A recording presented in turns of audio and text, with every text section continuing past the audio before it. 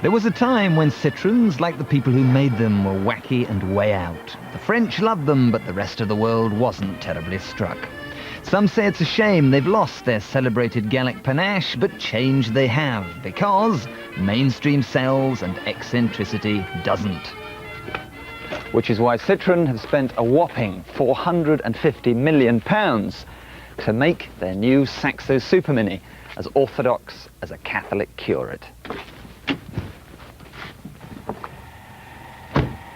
Plugging the gap between the AX and the ZX, the Saxo should cost between 7 and 10 grand and lock horns with the much-admired Punto, Polo and Fiesta. A job and a half by anybody's standards, but it's one the Saxo does surprisingly well. Because this, essentially, is a jolly little car. It's quiet, lively, refined, smooth-riding, fiendishly economical. And if you compare it to one of the benchmarks, which is the Fiesta, it's both better value and better spec'd. Even the LX version, which is only 7,350, has tinted windows, RDS 4-speaker radio cassette, keypad immobilizer, and back there is one of the biggest boots of any in its class. The detailing's nice too. You'll like the funky air vent that pulls out like this, the nicely tapering dash. But I have to say, the idea of spending 2 years on upholstery the colour of the stagnant pond might conceivably do your head in.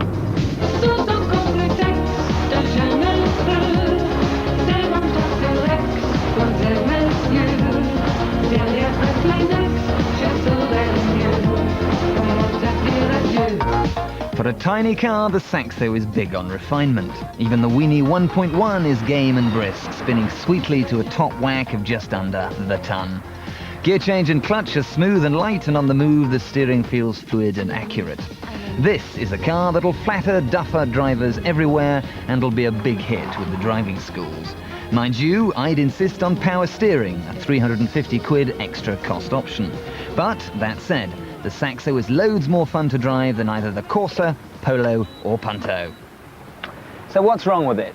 Well, not much really. If, like me, you're tall for your age, you might find the driving position a bit cramped because the steering wheel and seat have no height adjustment. And if you get front electric windows, you'll find the switches down here by the gear lever, which is a little bit fiddly. Space in the back is pretty good, and access to it is even better because you've got these good sliding memory seats. I have to say, the petrol filler cap is a bit of a palaver. You've got to put the key in, turn it round, put it back.